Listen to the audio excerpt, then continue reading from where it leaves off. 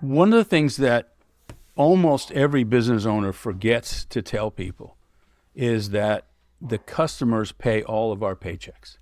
That even though as a business owner, your name is on it, you're not paying them out of your pocket.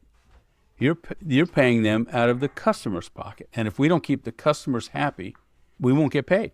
So what do we mean by keeping the customers happy? Why do they pay us? What does a good job look like? Welcome to the Flywheel Effect, the podcast where ambition meets expertise in the world of luxury home services.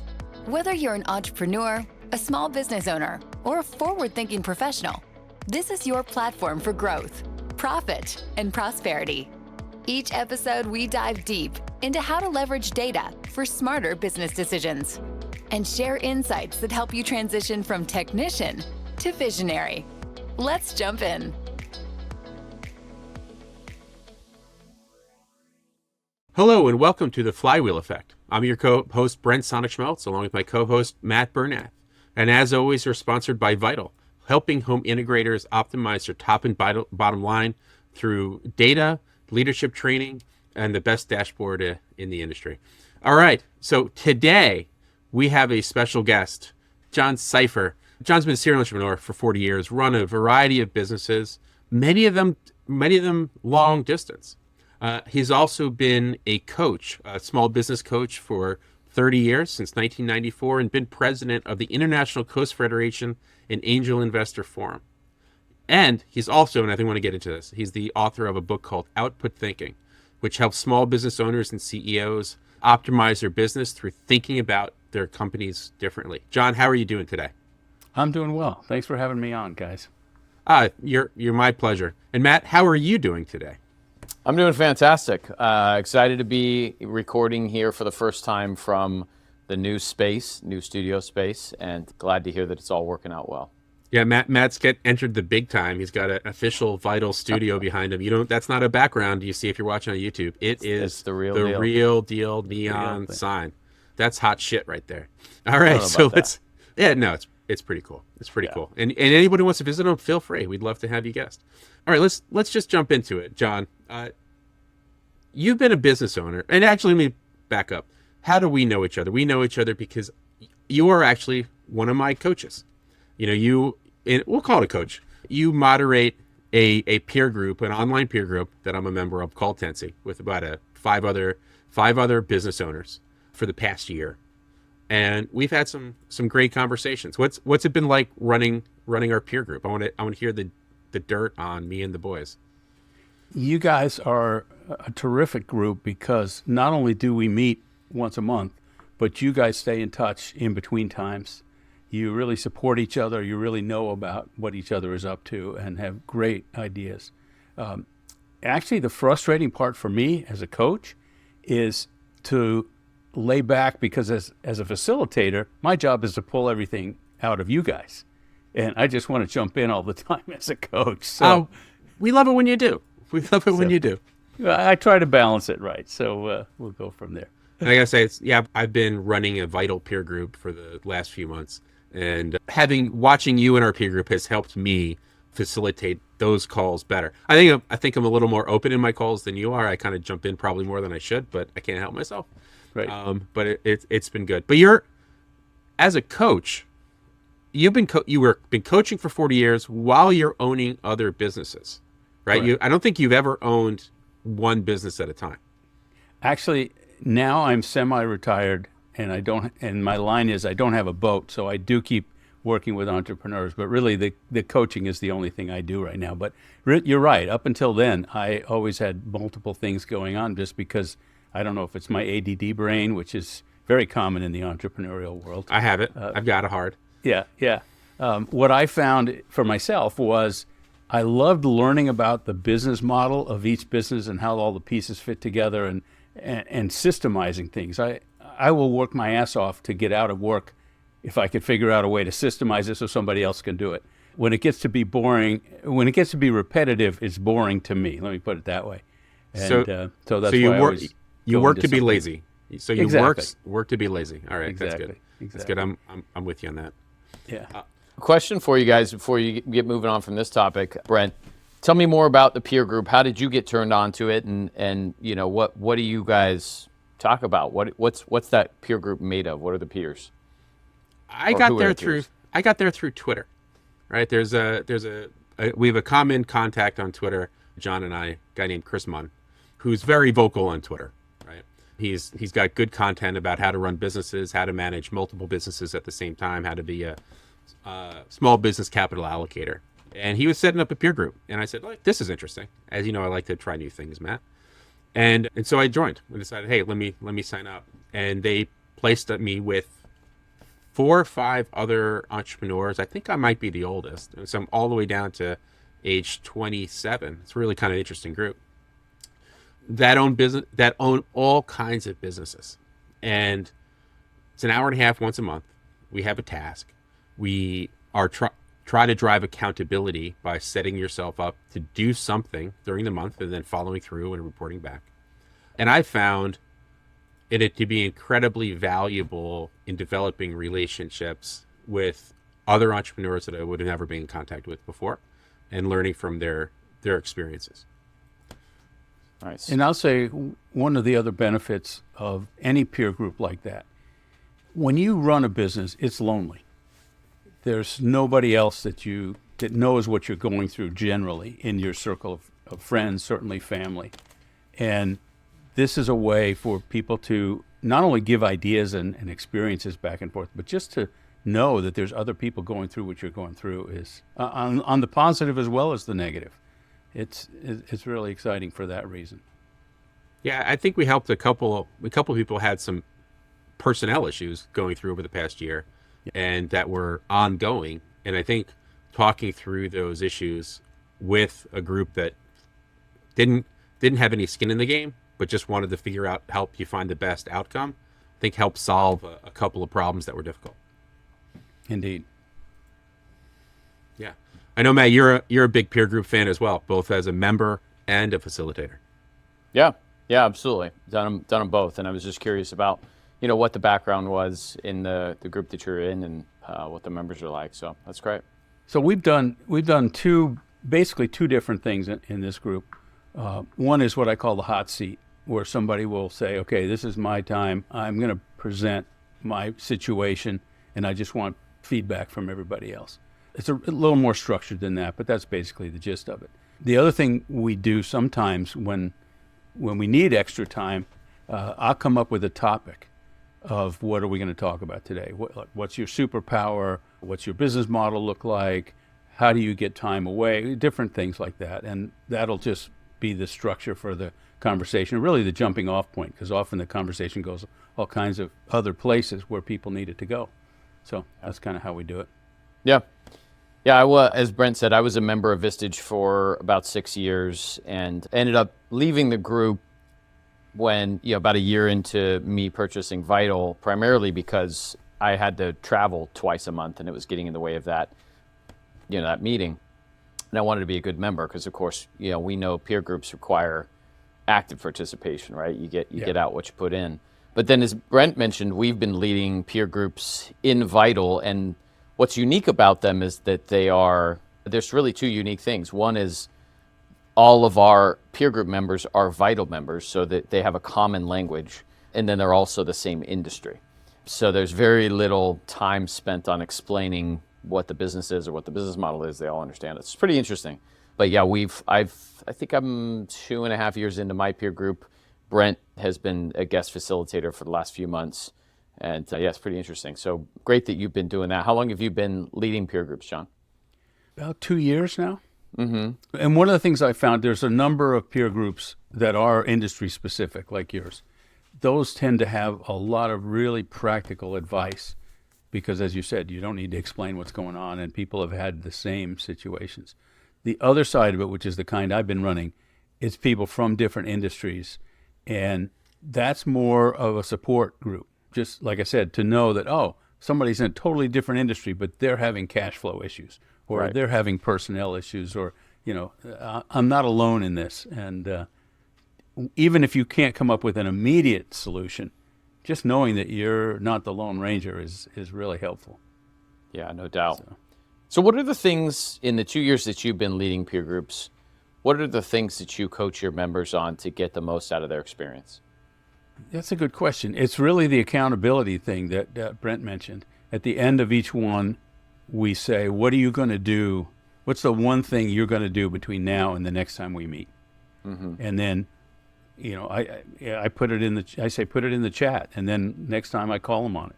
How'd you do? What happened? And if they've done it, that's great. If they haven't done it, sometimes the reason they haven't done it is really where the magic happens. Either there was an opportunity that came up they didn't foresee and they spent their time doing that, or something got in the way and they're like, oh, I didn't realize that was blocking me, and now I can overcome that. Isn't that wild how sometimes it takes living inside of the symptom for a while to really figure out what the true question or cause is? Oftentimes we want to attack the symptom so hardcore, but recognizing that there's 2 or 3 layers behind that we need to attack, right? Yeah. Oh, definitely. And I've seen this, like Brent said, for 30 years, I've been coaching individual business owners. And these are all smart people. If the answers were simple, they'd have figured it out. It's where it's hidden that they get tripped up and don't see that connection often. Yeah, absolutely. That's great. Yeah, we in our peer groups focus heavily on accountability. We also focus on vulnerability and ensuring that I think there's this tendency, especially with seasoned entrepreneurs, to show up to an entrepreneur group and everybody's sizing each other up. They're puffing their chests out, the feathers are up. And, it's like, look, guys, we need to create a safe space, because if we don't create a safe space, the people who really need the help are not willing to be vulnerable enough to ask for the help. And so I feel, I don't know about in your group, but I feel like I'm constantly managing that safe space and reminding them, like, look, we need to be carefrontational. We need to be pushing boundaries a little bit with each other, but also at the same time recognizing when we're not being truly vulnerable in that group. Yeah. I've never heard that term before. Carefrontational. I like you that. come up with that on your own, Matt, or is that where's no? that from? I ripped that off of my Vistage chair. He used to use that word, carefrontational. Yeah, I like that. So a little side thing about Matt is I know he read something new when I hear a new word, and like he internalizes stuff tremendously, and I'm like, oh, I know where that one's from. So this is good. That's one I didn't know where it was from, so I'm glad I got it. John, so I think we're going to jump into a lot of stuff here with your book and your philosophy of coaching and running a business. But you also have this story that you kind of mention in passing within your book and into places about basically you started Netflix first. Yeah. So okay, it's so let's hear this. Let's hear this quick. So it even goes further than is in the book. Okay. A buddy and I started this company. Actually, he had this little video store. And an apartment complex across the street said, can we borrow a bunch of movies on a monthly basis? Okay. And if we'll use it as a marketing tool, if people rent an apartment, they can borrow the movies for free overnight. And he said, sure. He and I partnered up. We were talking about that, and it seemed like there was a whole lot of potential there. As most companies, most startups do, it took way longer than we thought. And he got burnt out doing it, and we thought it wasn't going anywhere. He didn't have any money to buy me out, so I bought him out and went home and said, oh my God, now what have I done? And it turned out it was just a long sales cycle, and it eventually kicked in. While that was happening, I wanted to move. This company was in Texas. Most of our accounts were in the South and Southwest, but I'm from the Northeast, and I wanted to get back to where there was 4 seasons and all that. And this was in the mid-'90s. Or early 90s, actually. And it was not common for entrepreneurs to move away from their companies, but I figured there are big companies with a headquarters in one place and offices in other places. They can do it, I can do it. So I did. They literally had to overnight me data tapes because there wasn't the internet that it is today. But that company grew, and it really took off. And we ended up sending movies all over the country, and we were, like you said, Netflix before there was Netflix. So here's the interesting part. As we were growing, Blockbuster blew up. Netflix became the production company that it is now, not just sending DVDs around. And I saw the internet coming. I knew this was not going to last forever, but it took way longer to disappear than I thought. And in 2016, my lease was up at the warehouse in Texas, and we thought maybe we could get another year out, but we were down to 2 employees. They were the only ones that made any money the last year. We just ran it basically for them. We thought maybe there's enough juice in this for one more year. We had 130 customers. It was kind of like, it's against my religion to just shut something down with paying customers, you know. Yeah. But we couldn't figure out a place to get a year of rental because everybody wanted 3 to 5 year leases, et cetera. My son, living in Colorado, loves to ski and loves to do side gigs and whatever he can to keep body and soul together. And I said, look, if you can find a place to rent, you can have this company, get another year or so out of it, and you can easily make what these 2 guys are making and do it all yourself and still have time for skiing. So great. So we packed it up in a truck. He and I drove it up to Colorado, put it there. Well, he was actually a little tougher than I was on some of our customers. So he started raising prices, and it still dwindled, but he was making some money. And then at one point, he kept it longer going than I thought it was. You know, it was ever going to, like I said, I thought it was going to get a year, maybe 2. He kept it going, and eventually got down so far, he moved it into his house. He was working 1 day a month. And then he wanted to rent his house out to an agency that provides for battered women when they need a couple of days or a week or so. And they said, look, we'll pay for your house for 6 months. We'll move these people in and out. We'll take care of everything, but you can't be there. And he called me up and he said, you know, I'm going to have to shut the business down, even though I've got a few customers left. I said, well, you could probably sell it because you have an income stream from 1 day a month of working. He goes, really? I could sell it? So he sold it. Found somebody that would take it over. Pardon? When did he sell it? This was probably 2-3 years ago. So it's 2024. It's the end of 2024 now. This is probably, 2021, 22. Wow. It was after the pandemic, I think, toward the end of the pandemic. So then I read, not only had we outlived Blockbuster at that point, then I found out that Netflix still had a part of their business where they actually sent DVDs around in the mail, and they were shutting that down. So I called him up and I said, is video rental still going? He says, yeah. Ashley, I think is her name. Don't hold me to that. She's taking it over. She's doing okay with it. Well, we outlasted Netflix because they were shutting that down. Well, about a year ago, I think it is now, I heard that Redbox shut down. Redbox is this vending machine where you could rent a DVD, and if you didn't take it back, they didn't care. They just charged you $1 a day till you bought the thing. And they were shutting that down because it wasn't working. And sure enough, video rental outlasted that. So we outlasted Blockbuster, Netflix, and Redbox. Oh, so that's funny. That's my claim to fame. That's cool. That's cool. I mean, that's such a funny story that you were doing long distance video rental on the kind of subscription service, essentially.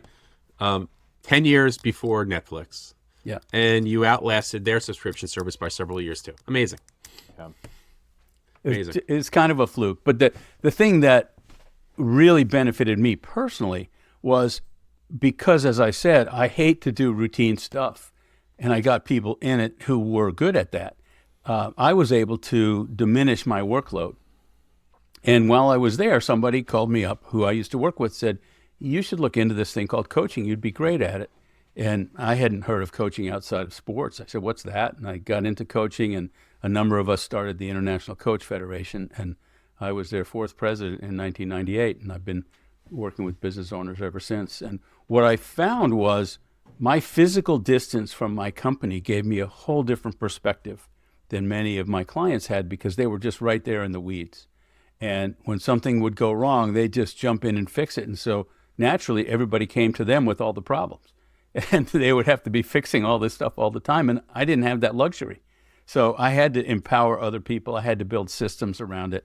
And what I saw, which became the foundation of my book, was that all the systems in every company at the highest level are very similar.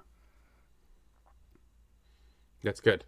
Yeah, I think this is a good segue into your book. And before we get there, I just want to think, you have been a contractor. You've in the window business, right? So you understand, this isn't just from like, hey, rental or retail. You understand the business of serving homes and home services and commercial services that deal with the facility, which is the primary focus of our audience. Yeah. So these insights we're going to get into are directly relevant to what they do every day. Yeah. And when you have people going into homes, particularly high-end homes, it's not just about what you do, it's how you take care of the people that you're serving. And the business model is such that, in effect, people say you're selling time. Well, you're not really selling time, you're selling expertise. But time is often the limiting factor of how much you can produce in a day. So if you can get more efficient and more effective with your time, then you can make more money. So let's take that as the point. Your book, Output Thinking. I mean, the basic, and this is really your philosophy of management. It's not just the book, but it's your philosophy of management. Is that you need to focus on what people produce and why they're producing it, right? That's the only reason you hire people, is to produce something. You don't hire them because there's an org chart slot that's missing. It's not the job title. It's what do you actually expect them to produce? Exactly. Yeah, I think that's one of those issues that a lot of people kind of miss. It's the production. It's not the task. It's not the time. Right. It's what comes out of that time that's valuable. I think too many people mistake hours for productivity. And too many people mistake kind of collaboration for, well, collaboration's great, but hey, a meeting isn't productive if nothing comes out of it. Yeah. I mean, I used to say when I was running the video business and I had this warehouse of people, I said, if you guys can figure out how to get everything out the door by noon, I'd be happy to pay you for the day, because that's what gives us, that's what serves our customers. That's why they pay us. It's not because you put in all this time. And what's interesting is that business owners always have at least an unconscious expectation of what those outputs should be. But too often we don't explain it in very conscious terms. And we don't get an agreement with our employees about what does a good job look like. So let's actually use an example. Let's use a sale. I want to do two examples. One, a technician, someone you hired to do the work, and the other, a salesperson. Let's do the technician first. If you conceptualize it of what a technician, somebody going into home, let's use home services, how would you define what they need to do in a way that they understand in the context of output thinking? Well, in any business, it goes back to your customer. Okay. Why is your customer paying to have somebody come into their home? And they're paying to have something done, either something installed, something fixed, some new piece of equipment that they've never heard of. They want to know about it. Maybe there's a sales opportunity. Whatever it is, that's why you're there. And if you can do that, they're not paying you to be there for 6 hours. They're paying you to, in fact, you serve them better if you can get in and out quicker. Right. And so they are expecting some kind of output. Now, there are qualities to almost every output. So there's the amount, there's the time it takes, and there's the quality. How good a job are you doing? With home services, part of the quality is you don't have to come back. You do it right the first time, So that's the definition of the output. And how do you communicate that to the person going to the home? How do you make that clear? Because I think a big chunk of what you're talking about is actually personnel management. Yeah. One of the things that almost every business owner forgets to tell people is that the customers pay all of our paychecks. That even though, as a business owner, your name is on it, you're not paying them out of your pocket. You're paying them out of the customer's pocket. And if we don't keep the customers happy, we won't get paid. So what do we mean by keeping the customers happy? Why do they pay us? What does a good job look like? And I use, in the book, I have a story. There's a children's fairy tale called The Shoemaker and the Elves. And this shoemaker's down to his last piece of leather, and he cuts it out, all the pieces, and he's going to put them together the next day into a pair of shoes. And he lays them out on his table, and he goes to bed. And the elves come in the middle of the night, and they put the shoes together, and then they leave. And in the story, they do such a good job that he can sell this pair of shoes for twice as much money. It turns his whole business around. But that's not my point. My point is, he gets up the next morning. There's no elves around. But he looks on his table, and he sees something to indicate the elves have been there. What does he see? What used to be pieces of leather just laying out there are now a pair of shoes. If your technicians went into a home in the middle of the night, nobody was there, how would somebody know that they did a good job? If you can specify that, you have defined the outputs that you expect from that person. It's awesome. Yeah, that's a great way to put it. And yeah, so one of the techniques that you can use is you can say to somebody, what's your definition of a good job? Because honestly, 99% of people in the workforce want to do a good job. And they want to go home at the end of the day going, yeah, I did something good today. And the problem usually comes from a disconnect of what does a good job look like. And that's worse for knowledge work than it is for physical work. You know, when you have a physical job, if you hired me to paint this room, we could agree if I'd started or not, because it would be the same color. We could agree when I was half done and when I was finished. With knowledge work, that's not always so clear.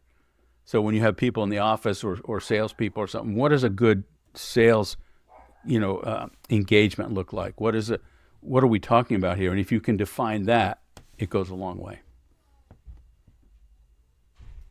Matt, you had a question? Yeah, well, and the way that it shows up in our work, I think, is because many of our owners are very technical themselves. They have a vision for the way that they want things done. They don't necessarily articulate that vision. They expect somebody to, I don't know, get it through osmosis, right? And then they're upset at the outcome. And then, of course, they're coming to us saying, oh, how do I deal with this? And then, the simple question that our coaches will often ask is, hey, did you spell out how you wanted it done? Well, no, I just assumed, okay. So when you experience that, I'm sure you've had similar conversations in that way with your clients. How do they shift? Because it's a belief system. They believe that they hired this person with this title, therefore that person should know all of the ways and means to succeed. How do you change the belief system of the owner to help them recognize that it's their responsibility? You said the magic word.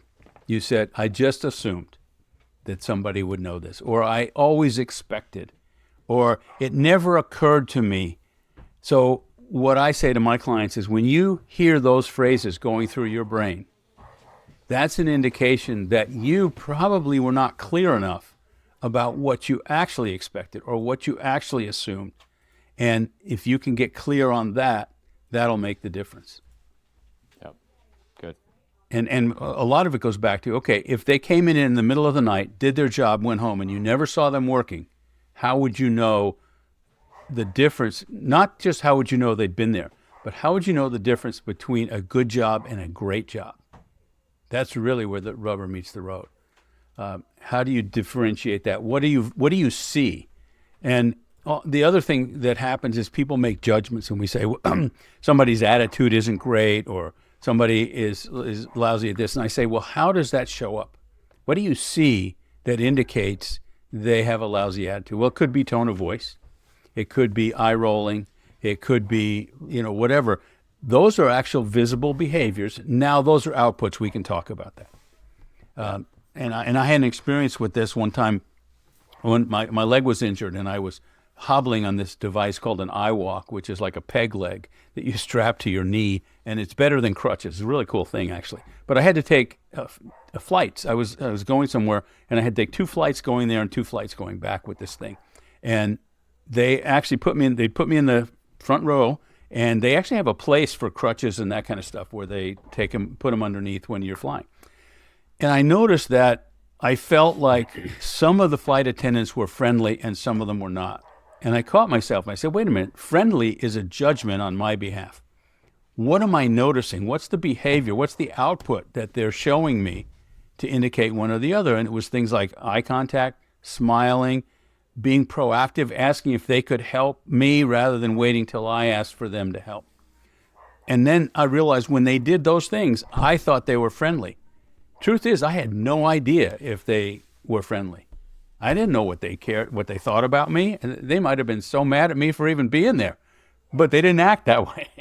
And it's those behaviors that are the outputs that we can visualize. And if you want to change somebody's behavior, you can't fall back on what I call squishy cultural words and values, like teamwork and cooperation. What does that mean in practice? And if you can define it in visible behavioral terms, now you can go somewhere. That's awesome. Funny side note, or interesting side note, John, I ended up meeting the inventor of that peg leg that you used. Oh, okay. And I found it a very interesting invention. It for some reason hasn't taken off as well as those little scooters have, but yeah, very interesting invention. Yeah. I had actually ruptured my Achilles tendon, and I went back when I found this thing. I went back to the doctor and I said, "What do you think about this?" He says, "Oh, those are great." I said, "Why didn't you recommend it?" He said, "Well, they don't work for everybody or whatever." Yeah. Yep. So anyway, it's called an eye walk for anybody who's listening that needs it. Yeah, my wife used the scooter and she loved the scooter. But yeah, I think you gotta have the balance for that, John. I actually used a scooter upstairs in my house so I could get to the bathroom in the middle of the night without putting on the damn thing, the eye walk. But the rest of the time, I loved it. Anyway, has your Achilles healed properly? Because I know that's sometimes an has. issue. All right, good. Glad to hear it. We talked a lot about so far this concept of output thinking, but output isn't just I see it, I know it when I see it, right? You want things that are repeatable, that are scalable, that are known before they happen of what a good outcome is. And how do you communicate that as a manager? So that goes into how the outputs are produced. And outputs in general, I've found, are produced in one of two ways. Either somebody has a lot of experience, they're often very intuitive, and they're usually very quick. And they just know what to do, and they do it. I call that grandma in the kitchen with no recipe, but makes great food. Right.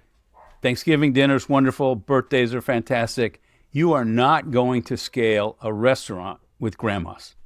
Just isn't going to happen. The other way that those same outputs are produced is through a recipe, through what I call a system. And a system has a trigger, an input, a transformation, and an output. The transformation part is the work. And that's what we usually consider the work, but the purpose of the work is the output. The way it's done, if you can reduce it to a recipe, it can be replicated.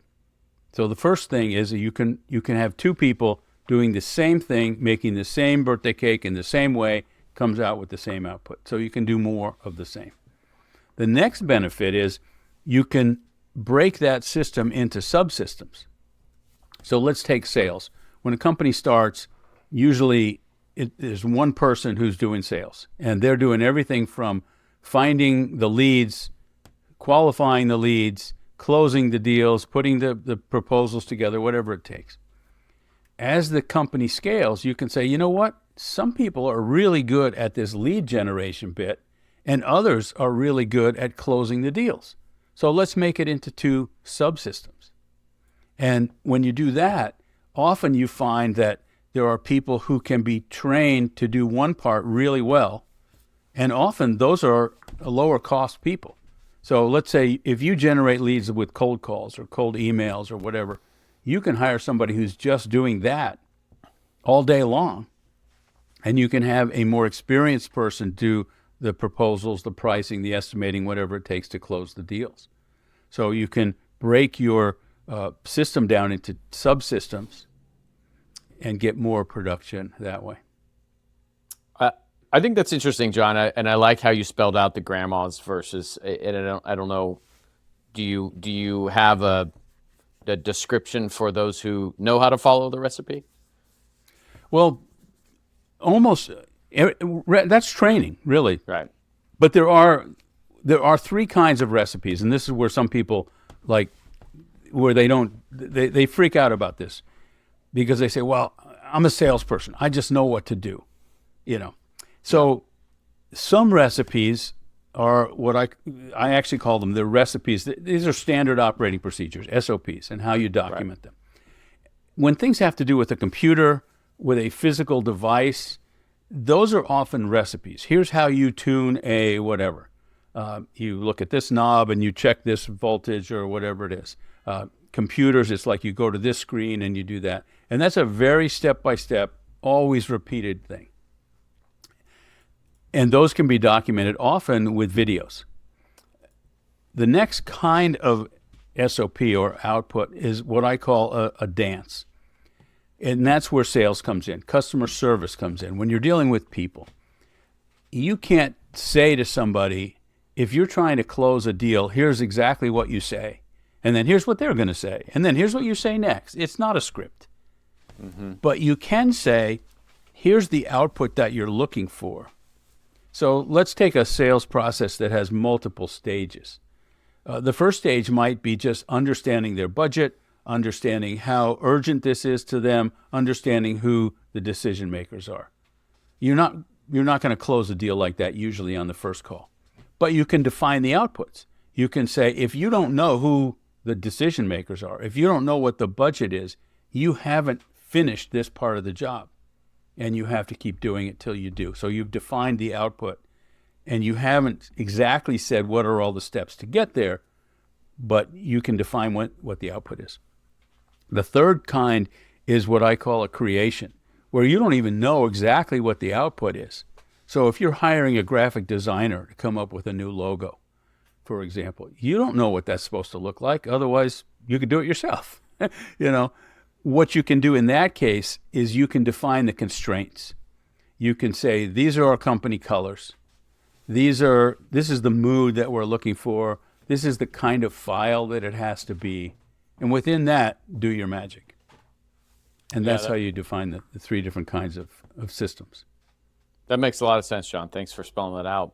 I don't know if you've experienced this, but the grandma analogy landed for a couple of reasons, because I know what we've experienced with many of our members who have scaled is they feel most comfortable hiring a bunch of grandmas, let's call them, because they can be immediately impactful, right? They don't need a recipe. They can go into the kitchen and figure it out. And what ultimately ends up happening is that these owners get frustrated because there is no solid, stable growth, because there are no recipes. Everybody's doing things the way that they believe that it should be done. Have you experienced something similar in the growth of businesses, that there's this attraction to the grandma, and primarily because there's less time, or they perceive not much time to create the recipes themselves? Yeah, but the problem is grandmas are expensive, and they're hard to find. And as you said, they don't always do everything the same way, so you don't always have that same repeatability. And what you find is that many entrepreneurs are that way, especially ones who started their company, they scaled it up, they figured it out, and then they get frustrated that nobody else can do it. Right. But it's really getting that insight and that wisdom out of people's heads and dispersed throughout the organization. And I'll give you a silly example. The French bread, baguettes, there's only, I think, 4 ingredients. There's flour, water, yeast, and I think salt. And so they're typically were made in small bakeries, and these people just kind of knew how to do it, and it was the grandma in the kitchen thing. But if you want to scale that up, what you had to learn was the time and temperature in the oven and the amount of mixture that you have to do is affected by things like the humidity in the air, which varies from day to day. Now, grandma doesn't know what the humidity is. She just kind of knows what it feels like. Oh, when it looks like this, it's ready. But if you want to scale up a thing, you have to say, wait a minute, what are the parameters that go into this? And actually, bakeries that do this on a commercial basis, they adjust for things like humidity and temperature and in the air, and they know that, and they tweak it. And so if you can take your best techs and say, okay, what do you guys do? How do you notice this problem? How do you know where to look? How do you know how to fix this? And then you can teach some of the simpler stuff to other people, and then they go in and they're only doing the stuff where it's the top of their game, I call it. Everybody playing at the top of their game. And that's where things really get beautiful. Yeah, this little conversation is among the most important conversations that I think we've had on this podcast in the past year. Because I think what I encounter a lot talking to these integrators and other businesses is a aversion to training and setting up systems because, quote unquote, they don't have the time and it is not productive. It doesn't actually produce anything, and therefore, I mean, in their mind, it doesn't produce anything. Therefore, why should they do it? The person they hire should just know what to do already, and therefore, it's a waste of their time otherwise. And that applies to technicians. It applies to salespeople. It applies to back office accountants. It applies to everyone in the office for a lot of small business owners. It's a complete unwillingness to recognize that what you're describing unlocks their growth. Yeah. And, you know, the joke is if you don't have time to do this, when are you going to have time to fix it? When somebody does it wrong. Yeah. Or when your best person is out sick, how do you replace them? Oh, you got to wait till they come back. Well, then customers aren't happy with that, you know. But if we can replicate as much of this as possible, then the whole thing can grow. And it's much easier to find people who can be trained if you have a good training mechanism. The other problem people most have with training is they say, well, just follow Joe around and figure it out. You'll learn by osmosis. Well, you don't always learn what you're supposed to learn by just watching Joe, because he doesn't necessarily know what to teach you. You're just watching him do it, and you don't necessarily know what's going through his brain. Yeah. That's good. I wanted to kind of dive into a related topic, because one of the areas that Matt focuses on a lot of his coaching and our members is on data and metrics. You know, we use data, metrics, and targets and benchmarking to help drive a lot of decision making and determining success and changes. But data and metrics is very different than systems and outputs, I think. And I really want to just understand how you look at them and how they are different in your mind, or how they're similar too. Like, because I think what you're describing is like we focus on, hey, you have to have a certain labor utilization rate to find success at the end of the month. And if you're following the right systems and outputs, you should get there. But they're a different way to manage. Yeah. So data is a description or a quality of the output. So typically it's what does it cost? How long does it take? Those are things you can measure. The utilization piece that you're talking about, if you have techs going into people's homes, one of the factors that's important is the drive time. How are things scheduled? And that's an output of the dispatcher. Now, the dispatcher may not be a person. You may not need, in a smaller company, you may not have a full-time dispatcher, but that dispatch, whoever does the scheduling, produces that output, which is the schedule. And if that output is done well, they will have a good utilization rate. And the tech has to do their job in a reasonable amount of time. So each output has various qualities or properties associated with it. Time is one, quality is one, training and certification is one. In the medical world, for example, you need certain certifications in order to be allowed to produce certain outputs. Nurses generally can't diagnose things. Doctors can. In the medical world, there's a lot of legal restrictions about who can produce what. In business, we don't have that. But that hierarchy is very useful to put in place from a business perspective. And Matt, I look your framework on here too, because I think this is where I think makes sense to talk about either the differences or similarities between the Vital method and John's output thinking.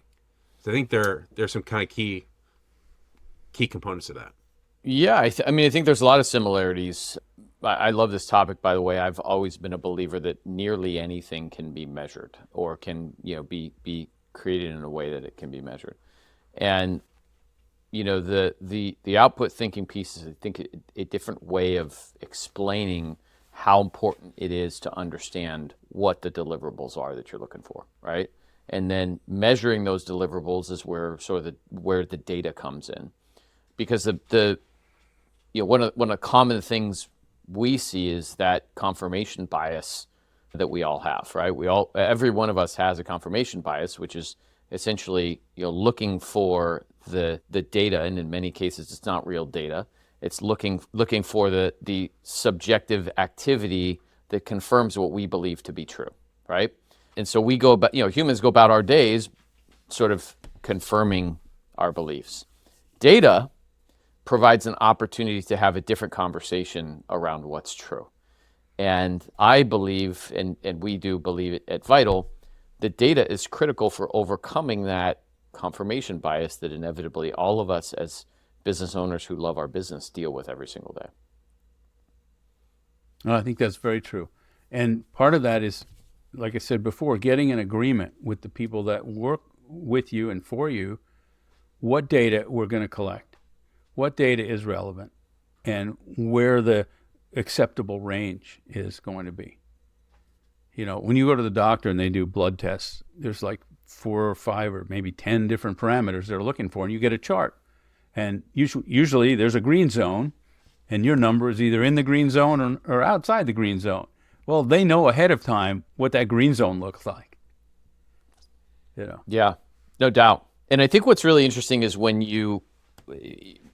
what you just said kind of popped a thought into my head, John, is employees, I feel like at times struggle with the data piece because they feel like if there's not enough safety among the organization, they might feel like this, my job is at risk here, right? And frankly, it is. I mean, you have to have the output that aligns with the company goals. But ultimately, at the end of the day, at least for me and my perspective, the data helps us just to understand what's true versus operating every single day trying to convince ourselves what reality is. And I think there's a place where owners and executive managers have to create a space for employees to realize that data is not weaponized, that it's designed to provide growth opportunities for both the team member and the employees and the company. Yeah, and you said a key word in there is the safety. Yeah. We have to be able to discuss the data without people feeling threatened. And the analogy to that is a professional sports team. The score is the data. Okay, guys, we did it or we didn't. Now, obviously, if we keep not doing it, we're all going to lose our jobs.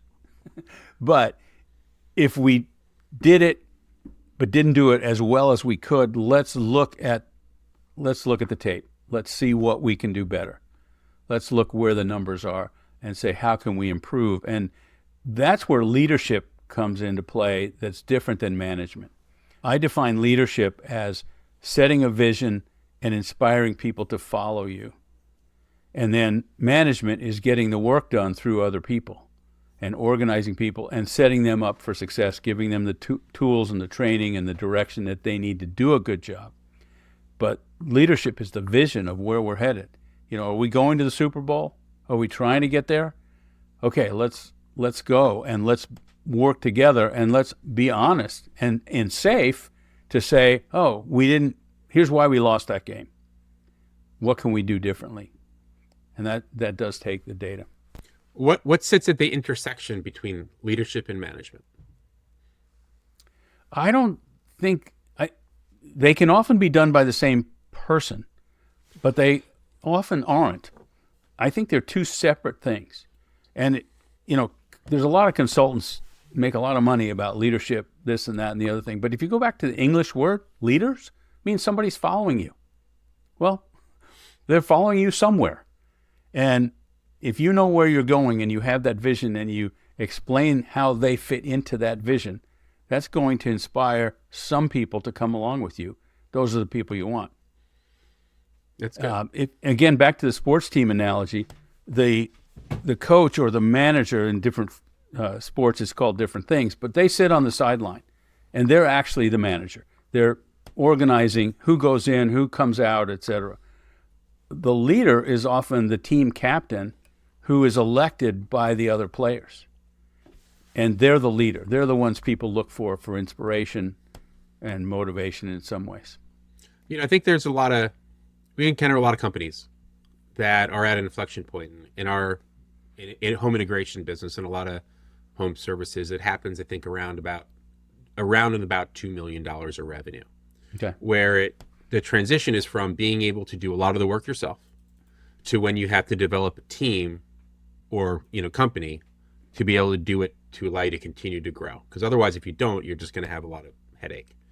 That transition does require both leadership and management to some extent. Oh, yeah. But I often think there's rarely a situation of that company, that size, that has the ability to support two different people doing those jobs.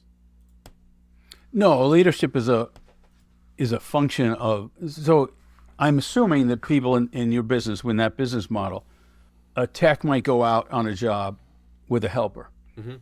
Well, there's an opportunity for that tech to lead as well as manage that person, to get them inspired about doing a good job and getting in and getting out and doing the right things, etc. So it's not attached to the hierarchy or the position in an organization. What you said is a very interesting transition point for most businesses. $2 million is not the same in every industry, but every industry has that point. A $2 million software company is very different than a $2 million restaurant, for example, or home services company. But there is a point at which you have to delegate and give responsibility to other people. That only happens well when you can define the outputs properly. And that speaks to something else that I talk about at the end of the book, which is the buckets. And that is that at the highest level, all of the outputs in every company, whether they're produced by systems or whether they're produced by grandmas, fall into the same buckets. So one bucket is selling. You have to find customers. You have to get them to buy something. The next bucket is fulfillment. You have to make something that they want to buy. And so that's all the service and product or whatever that you're fulfilling. Those are the two key ones. Then there's support services or support buckets. So people, hiring people, training people, managing people, money, tracking the money, doing all the financial analysis, raising money when you need to, et cetera. Information, making sure that information is available to whoever needs it so that they can do a good job. There's a bucket I call CAFE, which is really a safety net, making sure we're compliant, we have facilities, we have legal support, all that kind of good stuff. And then the last bucket is growth, our planning and strategy and goals for the future. And at the highest level, every company looks the same because they all have to fill those buckets. The detail is how do you do them and how does it work for your industry, for your specific market, things like that. It's a good framework for a lot of small businesses too, to think about, hey, it seems overwhelming to do it all or figure out how to make this business work. By breaking it down into digestible chunks, hey, let's figure out how to sell, let's figure out how to fulfill. That's buckets number 1 and 2. And then there's some other pieces that make it better. It now becomes something that you can do. Yeah. And those things don't go along with job titles. So if you're the owner of the $2 million company, your title might be CEO or president or whatever. In a big company, somebody with that title is spending 99% of their time on strategy and forward-thinking goals. In a small company, you're also selling, you're cleaning out the truck when it needs to be, you're doing all kinds of other things that are part of other buckets. It's not just tied to your title, but those things all need to be done at certain times. Now, as you scale up, you can now hire somebody to clean out the truck or to do the scheduling or to do some of the other pieces that you were doing. And ideally, you would hire people who are better than you are at it. Because you might be really good at, say, selling, but not so good at scheduling, or vice versa. So here's a question. How does a business or a CEO transition from putting out fires to doing the systems processing work that you're talking about, when in that person's mind, their entire world is on fire all the time? I think the buckets help. You start by saying, which bucket is on fire right now? Is this a sales bucket? Is this a fulfillment bucket? Is this a money bucket? And by breaking it out that way, you can start to prioritize and say, okay, this is the one that I'm going to deal with first. Maybe you deal with it first because it's the most important, or maybe you deal with it first because it's the quickest. I can get rid of this one, and that frees up a little bit of time to do the next one. One of the big complaints people have is email. I'm just swamped with emails, and nobody can do it except me. Well, if you look back over the last 4 or 5 days worth of emails, and you take some time to think about why each email is important, you'll probably find there's only 6 or 8 or less than a dozen categories of emails. Even though there may be hundreds of emails, they all fall into certain categories. So there's not that many categories. Oh, okay, now I can train somebody to do this category. And I can train somebody else to do that category. Or once they've been trained, they can take on a third category. And I can show them why I would do what I would do. And then all of a sudden, your email, somebody else is handling that for you. It's not going to be all at once, but it has to be done a piece at a time. It's funny you use that as an example, John, because I have an executive assistant. I've had a couple of them over the last few years, but I have one now. It's been with us for not quite 2 months. But within 1 week, she was handling my email. And it's because I had created a system. I was ripping off a system from somebody else, but also kind of built it to suit my needs. And I couldn't have imagined a few years ago anybody running my email. But nowadays I respond to or look at, myself personally, just a handful of emails per day. And She manages most of the rest of it. And that connects directly in my business to also my calendar. So she manages my schedule, my calendar, and I rarely book things myself now. And the amount of time savings is pretty substantial, but also there's a mind share savings of feeling a lot less stressed and responsible for things that are not really moving my business forward otherwise. It's amazing, isn't it? Mm-hmm. Yeah. So there's 2 ways to get from here to there. One is, like I said, to go back and look at all your emails and figure out what those categories are. And some people are attuned to being able to do that really well. The other way to do it is to record yourself handling the emails and speak out loud why you're doing. Oh, well, I'm responding to this person because this keyword made me think this is a sales issue, or I'm deleting this one because I know this guy's a jerk. How do I know he's a jerk? Because X, Y, Z. You just talk it through as you're doing it, and then give your assistant those videos. And after a few hours of watching you work, a good assistant will be able to pick that stuff up for you. I like that. Yeah. That's more my style. Well, and I'll add to that, John, because I think you're right in some ways, and I think there's one way where this can also go wrong. What we've learned a lot about personality types is there are some inductive thinkers and some who have to have things spelled out very deliberately. And those inductive thinkers can watch the video and pick up on the nuance, pick up on things that a sort of deliberate learner couldn't.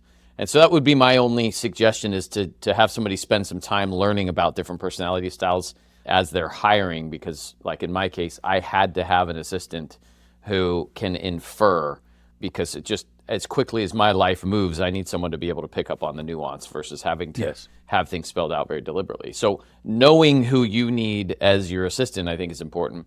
The other piece, I'll take that a step further because I love your idea, John. I would also drop those transcripts into AI or ChatGPT and actually have a document created with those standards and processes, which can happen in just a few moments. Because I feel like in addition to video, having it written down helps with some people in their learning style who have to see it versus just hear it and listen to it. But yeah, I love that idea. Yeah, there's definitely benefits to the written stuff as well as the video. You have a better experience with AI than I do. Mine tends to hallucinate too much. But So do I. So Yeah. John, I mean, we're coming up an hour. I want to, not extend this out too much further, but there is one thing that you said maybe would be interesting is what is your biggest regret as an entrepreneur? so I have two regrets. One is when that video business I was telling you about, when that started to take off, I did not hire enough salespeople fast enough to really capitalize on it. The most we ever had was 3 salespeople, and I was too nervous and too inexperienced about growing a company to say, I'm going to get 6 of them or 10 of them and see where that goes. I was not willing to put out the money. I think I would have been able to grow it a lot bigger and a lot faster. And it was a trend in a sense, not only in the business, but also technology was coming down the pike. And if we'd grown it bigger sooner, that would have been better off. So that's one regret. The other is a learning piece for me as a manager. Also in that company, we had this printer. It was a $2,000 machine. It would do collating and do all this stuff. But it was right at the time when printing technology was moving from physical, visible Xerox to electronic, which is now why you have these all-in-one devices that do scanning and printing. And it's all, the image is electronic, and they can do whatever they want with it. And we needed a new machine. And my guys were really good at figuring out how to get the best price on stuff. And so they're like, we can get this, cheaper, this new machine will be whatever. And I said, I will be happy to spend more money if we buy this new technology and you can figure out ways that we can use it. And they looked at me like I had 3 heads. What do you mean spend more money? We're trying to get and they just didn't have that vision, that imagination, and it frustrated the hell out of me. And I realized it was actually my wife who said, you know what? Not everybody has your strong suit. Why don't you just pay attention to what they're good at and don't get frustrated with what they're not good at? And that was a lesson that I wish I had learned that sooner. Yeah, that's great. That's great. Yeah, I think the first one I like is, but the lesson is, if you had been aggressive when the opportunity presented itself, you may have been Netflix. Right. Right. And the second one's great too. I think that's also people focus on people's limitations as opposed to unlocking their abilities.